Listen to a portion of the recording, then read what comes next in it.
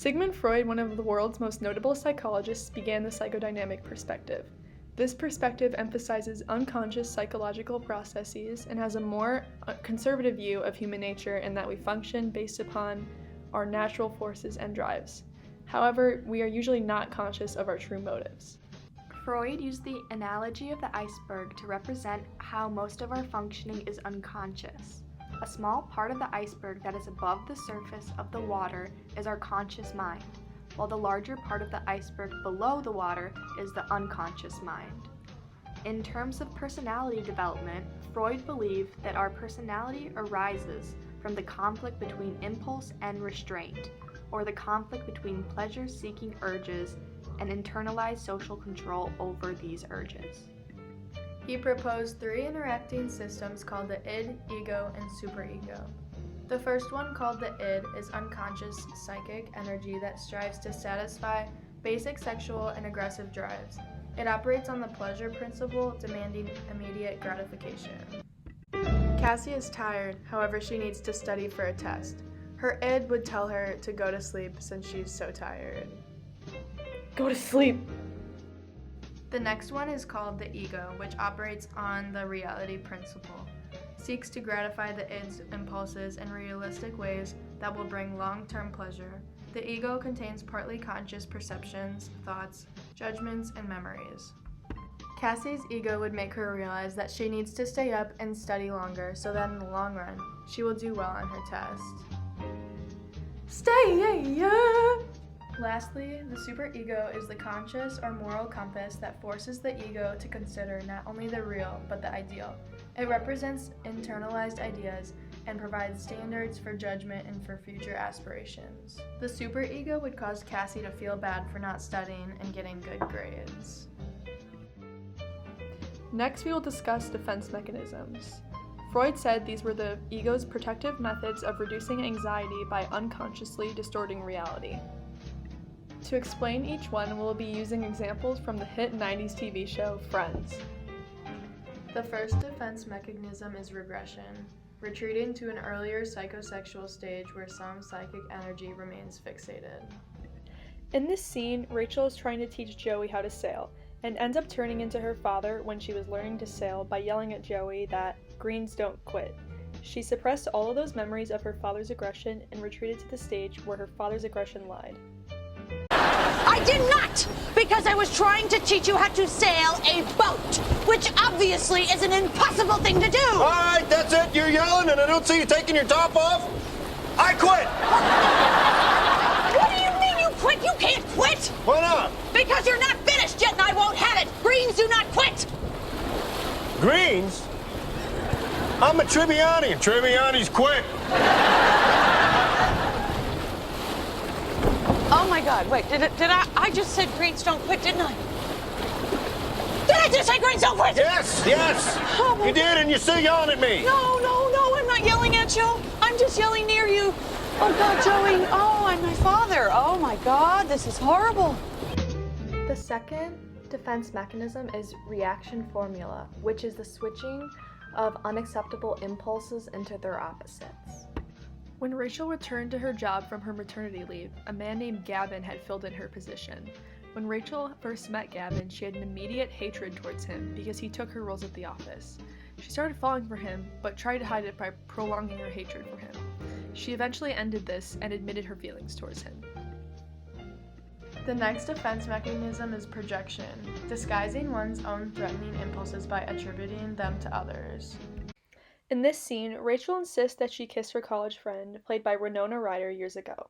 However, her friend attempts to hide her homosexuality by projecting it onto Rachel. She does this by rejecting Rachel and saying that she won't ever contact her again. However, she eventually stops this act and admits that she was hiding her true feelings. Anyway, speaking of drinking too much, I was telling Phoebe about that one crazy night after the Sigma Chi luau where you and I, we made out. What? Remember, we had the sarongs on, and we had the coconut bikini tops. Yeah. We went back to the house, and we got really silly, and we made out. Oh, wow. Ray, I have no idea what you're talking about. Really? Okay. It was great meeting you. And, Rachel, I don't think I'll be calling you because, you know, you've gotten weird. Take care, you guys. Well, wait a minute. No, wait a minute. Okay, look.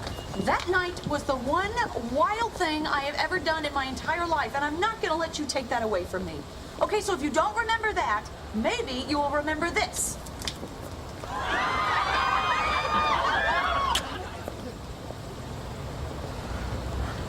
Oh my God. You love me.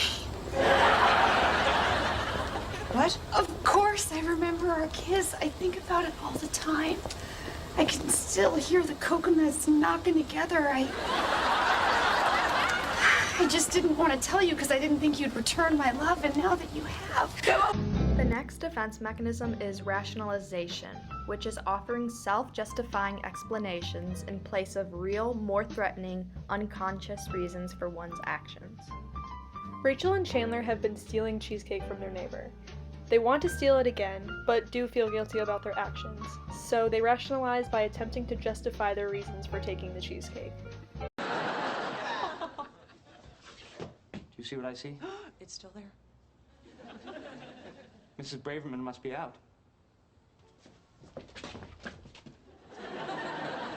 She could be out of town. Maybe she'll be gone for months. By then, the cheesecake may have gone bad. We don't want her to come back to bad cheesecake. No, that could kill her. Well, we don't want that. No, so we're protecting her. Well, we should take it. Yeah, but we should move quick. Why? Because I think I just heard her moving around in there. Go, go, go, go, go, go, go. Displacement is shifting sexual or aggressive impulses toward a more acceptable or less threatening object or person. Ross has recently gone through trauma after his wife Emily left him. Instead of directing his anger at this situation, he displaces his anger towards his boss after his boss ate his sandwich. All just because of a sandwich. A sandwich? Yeah, you see, my sister makes these amazing turkey sandwiches. Her secret is she puts an extra slice of gravy-soaked bread in the middle. I call it the moist maker. Anyway, I put my sandwich in the fridge over here. And... Oh, you know what? I'm sorry. I believe I ate that. You ate my sandwich? It was a simple mistake. It could happen to anyone. Oh, really? Did you confuse it with your own turkey sandwich with a moist maker? No. Do you perhaps remember seeing a note on top of it? There may have been a joke or limerick of some kind. That said, it was my sandwich. Now calm down. Come look in my office. Some of it may still be in the trash. What? Well, it was quite large. I had to throw most of it away. You threw my sandwich away. My sandwich! My sandwich! The next defense mechanism is sublimation. It's the transferring of unacceptable impulses into socially valued motives. In this scene, Monica is going through a heartbreak. She redirects her emotion in a healthy way by allowing Phoebe to counsel her and help her relax. The last defense mechanism is denial. It's refusing to believe or perceive painful realities.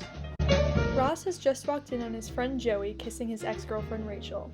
Instead of accepting his true feelings towards this situation, he is in denial and pretends as though he's completely fine. Ross, this is not how we wanted you to find out about this. You have every right to go nuts. I'm not going nuts. Do you see me going nuts? No, but you know what I mean. Hey. If you two are happy, then I'm happy for you. I'm fine. Really? Absolutely. I'm fine. Totally fine. I don't know why it's coming out all loud and squeaky, because really, I'm fine. I'm not saying I wasn't a little surprised to see you guys kissing. I mean, at first I was like, ah! But now that I've had time to absorb it, loving this. The last topic we will discuss are projective tests. Projective tests are tests that show ambiguous images to provoke one's subconscious mind. The thematic apperception test is a projective test in which people express their inner feelings and interest for the stories they make up about ambiguous scenes. The Rorschach inkblot test is a set of ink blots that seeks to identify people's inner feelings by analyzing their interpretation of the blots. This is an example of an inkblot test that would be used. The idea is that the swatches of red look like blood, and so your interpretation of this card represents your response to anger. Let's say that you see two people fighting to death. This might suggest that you may resort to violence. If you saw two figures trying to make peace with their joined hands, you're potentially calmer in the face of violence.